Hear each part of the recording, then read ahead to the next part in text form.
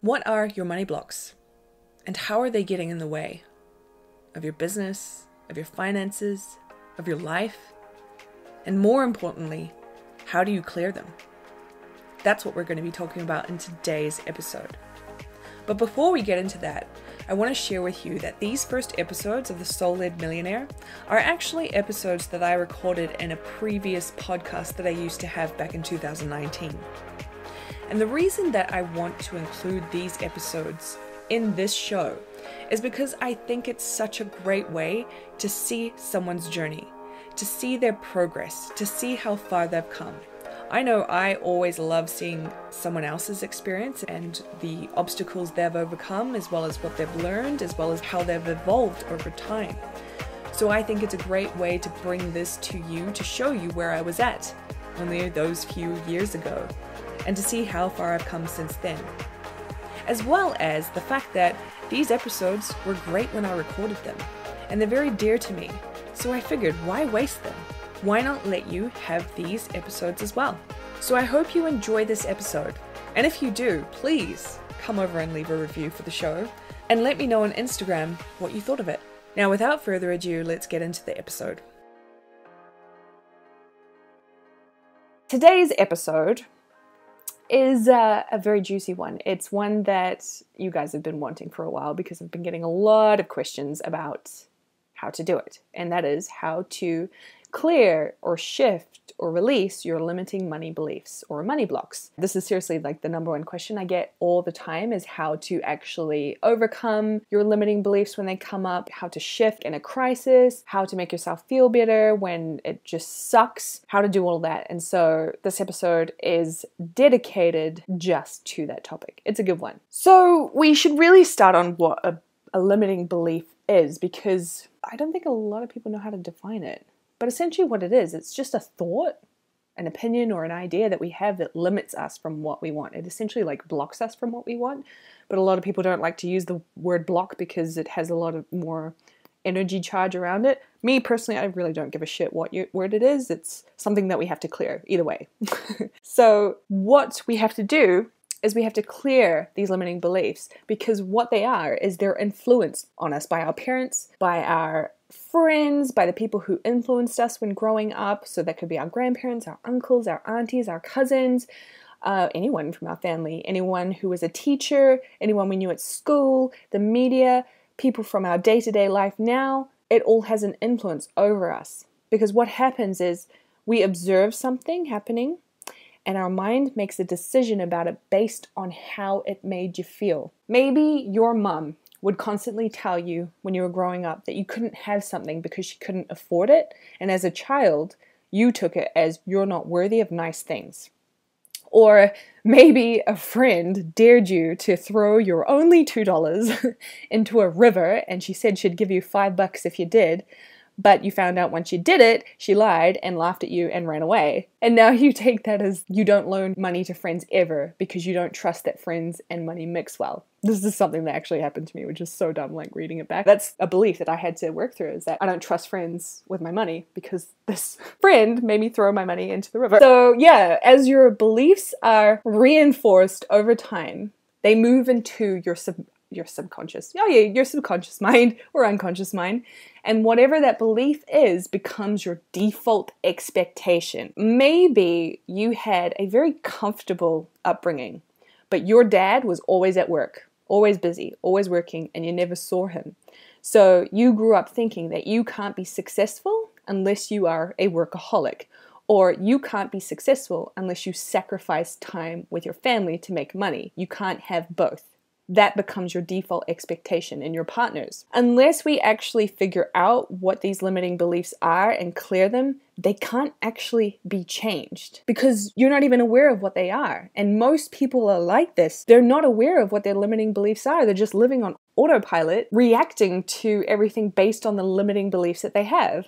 Which is just sad when you think about it, especially now that we know that we have the tools and the capability to change these for ourselves, to have a better quality life, which is what I want for you, most of all, is just to have a better quality life. When you are starting to work on clearing your beliefs, when you're starting to learn about the processes. It's not really once you're seasoned, it's when you're starting, because it can be really confusing. Something you might find is that the more you investigate and uncover, the more that comes to the surface. So the more beliefs that you discover, the more that come up. And it can send you into a spiral and it can freak you out. But this is actually a good thing. It's a good thing, because you can't clear what you don't know is there. You can't fix what you don't know, because this is how it works. This is how the work works. It's an ongoing journey. It's ongoing work for the rest of your life. If you want to truly up-level and upgrade, you got to commit to this for the rest of your life. But it gets easier. But in saying that, also, it doesn't mean that because there's always something to work on, there's always something to clear, that you're not leveling up. Because the more that you clear, the more you level up. Okay? It's not like you clear this and then you go back down to 0. You clear another one and then, oh, you're back down to 0. It's like you clear and then you level up. You clear and you level up. It's like a game. If you played Crash Bandicoot on PlayStation as a kid, remember each level. You had to overcome insane obstacles to get to the end, like boulders chasing you, jumping past stone rollers, or fighting the big boss. But at the end of the level, you got to level up to the next level, which was usually even more awesome and more fun. That's exactly the same thing that's happening when you're clearing your beliefs. You're going through the obstacles, you're clearing them out, and then you level up. Now, a lot of the time, you'll clear one belief and you'll feel really good. You're like, yes, cleared that one, thank you. And then you'll set a new goal and you'll do your gratitude, your forgiveness, whatever you feel is the best manifestation tool for you. And then the thing doesn't manifest, or the thing that you want flops. And then you feel defeated. You just did all this work and now it didn't manifest and you suck because you couldn't do it. You failed again. You're back at square one, left behind while everyone else gets to move forward, right? No. Not right. You did all that work and now it's time to do it again at this new level. New level, okay? Not the same level, the new level. It's show time. You think you're clearing your beliefs when you've joined a money course or you have the time to journal and nothing's triggering you is a good time to clear them? Well, how about when they are triggering you and when you're freaking the fuck out because you've got a family to feed or a bill to pay and you're feeling like the world's biggest failure and thinking you're not good enough and never will be? That's when it's time to clear them. That's the best time. It's show time. You haven't gone back to square one. It's just the new level revealing itself to you. And something I always say to myself, I always catch myself saying this, is that, Elise, you have been alive for 30 years. Do you really think you're going to clear all of your unconscious money beliefs since birth in a night, or a weekend, or a month, or a year? No, that's not how it works. It's an ongoing journey. It's a lifetime commitment to yourself.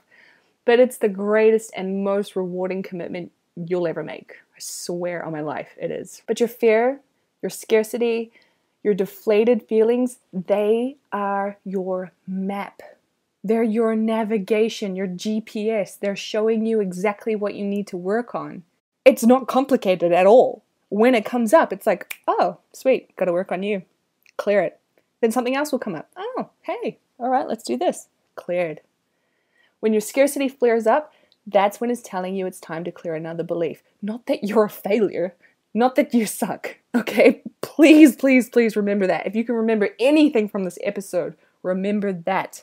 When your scarcity flares up, it's telling you to clear another belief, not that you failed. And eventually what will happen is you'll get to a level where the limiting belief comes up and you see it for what it is. A lie. It's an illusion. It's false. And you're like, hey, I see you. All right, okay, let's do this. And it's cleared within a few minutes. But right now, usually when you're in the beginning or when you're still trying to figure it out in your mind, it takes a bit longer, okay? So you have to have patience with yourself while you do this.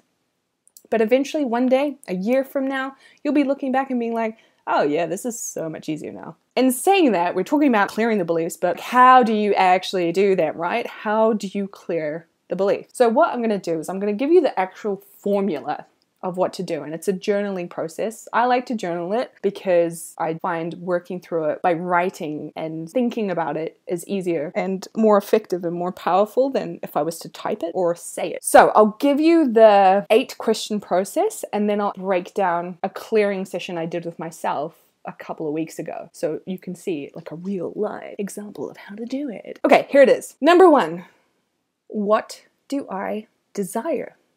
What is my desire? What do I want? Why? Number 2, why? got a bit ahead of myself there. Why do I desire it? Why do I want it? Number 3, why wouldn't I get it? What do I believe right now that makes me feel that I couldn't have it? Now, this is a big one. Then, number 4, ask yourself, is that really true? No, it's not. No is always the answer, okay? It's not true. Number 5, why? Why is that not true? And this is the part where you're going to continue to dig deeper by asking why until you feel that you get to the core of it. And you'll know when you do. Number 6, how does my desire support me? Number 7, how does it support others? And number 8, what new story am I going to tell now? So if you need to pause this podcast, go back and write those 8 questions down so that you can do this yourself. But I'm going to move into my own personal example of what I mean. A few weeks ago, one of my limiting beliefs came up, and it was around not believing that I could charge more for my courses and products because I felt like what I was teaching was so easy, and it felt like it should be cheap and affordable for my audience because it's easy. And so this is how I would do it. What is my limiting belief? Well, I feel like I don't deserve to be paid what I charge for my trainings. Why? Because they are really easy and they were easy to create and easy to implement myself, and therefore they should be cheap and affordable for my audience. Is that true? Well, no. Why?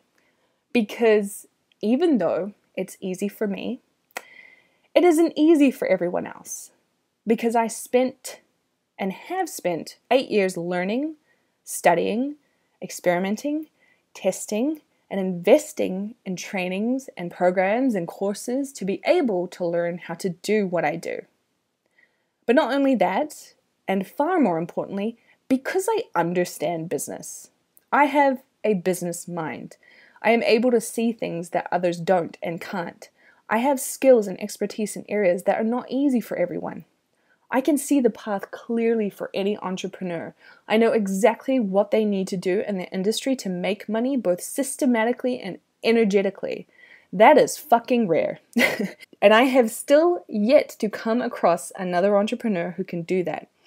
And that's why I get to be paid greatly for my products, because what I do is of high service, and I am worthy of what I desire, not just because I desire it, but because I always give more than I ask for. I give away thousands of dollars worth of content for free. I show up. I do my part. I'm kind, and I give a shit. I'm trustworthy, and I know my shit. I know my shit, and that's why I'm worthy of it. How does charging more for my products support me? Well, it helps me feel taken care of because I deserve to have what I want. But also I deserve to feel safe. I deserve to feel secure. I deserve all of that. It helps me continue learning and investing and up-leveling so that I can give fully and wholeheartedly to my audience. It supports me in living out my dreams of traveling and learning different hobbies and spending more time with my family. How does charging more for my products support others? By teaching them the tools and skills they need to run a successful business. Skills that they will have forever and can use them to their advantage for many years to come. It supports them by actually showing them how to make money and actually making money. It supports them by helping them understand what systems do and how it helps their business in the long run. It supports them by helping them figure out the different ways that making money is possible. It helps them level up. And lastly, what's the new story I'm going to tell about this now?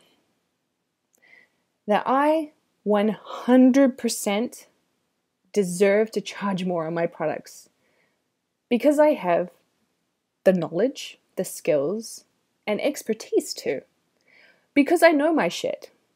because it supports me in all my desires and because it supports my audience in leveling up their businesses. But more importantly, I deserve it because I fucking want it. Boom. That's it. And after I did this exercise, the energy completely shifted from feeling lack and feeling like I'm not worthy of it and feeling like I didn't deserve it to knowing in my soul that I do. And the shift happened the moment that I stated that I knew my shit and that I have a business mind. That's when the actual shift took place. Now, it will happen for you at a different moment, and it feels like excitement and butterflies and anxiety, but like a good type of anxiety. But do you see it? Do you understand what the actual process is? It's all about taking what you believe and reframing it into something more empowering. That's all it is. That's how you change your limiting beliefs. That's the process.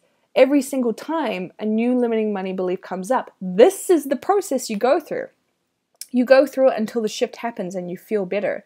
You go through it until you don't feel sad or lack or scarcity or failure anymore. And instead you feel excited and anxious and nervous and butterflies in a good way. That's when the shift happens, and that's when you cleared the belief. And then, of course, rinse and repeat forever. But when you're starting out, it can take a while to get through each belief you need to clear. But that's the work. If it was easy, everyone would do it. But I'm telling you, the more that you do this, the more that you commit to your growth, the more that you commit to changing your money beliefs, the quantum leaps you're going to have, oh my word. You're going to be emailing me and being like, oh my God, Elise, I just manifested my first 100K month. Oh my gosh, I just got a check in the mail for 25 grand. I didn't even know it was coming. Holy crap, this works. Amazing things are going to happen because you're dedicated to actually learning the skill of clearing beliefs.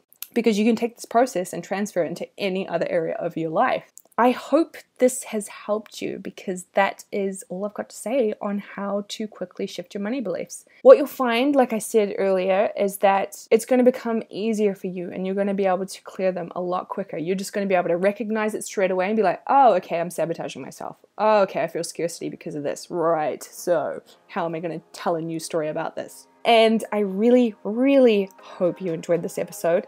And I hope the formula is simple and straightforward for you. Hey, it's Elise again. Thank you so much for listening to this episode. I hope you enjoyed it. I hope you got a lot out of it. And if you did, I would love for you to share your review of this episode on iTunes. I want this podcast to get out to as many people as possible to help them become soul-led millionaires. So if you could do that, if you love the show and you want to share the love, please make sure you leave a review. If you would like more goodies, if you just can't get enough and you want to learn even more, I have a free 3-day workshop on how to manifest $1,000 or more in 30 days that I would love for you to take. All the details of that are in the show notes below. Otherwise, if you just want to say hi, come over to Instagram at Elise McDowell. Thank you once again for listening to this episode. I will see you again soon.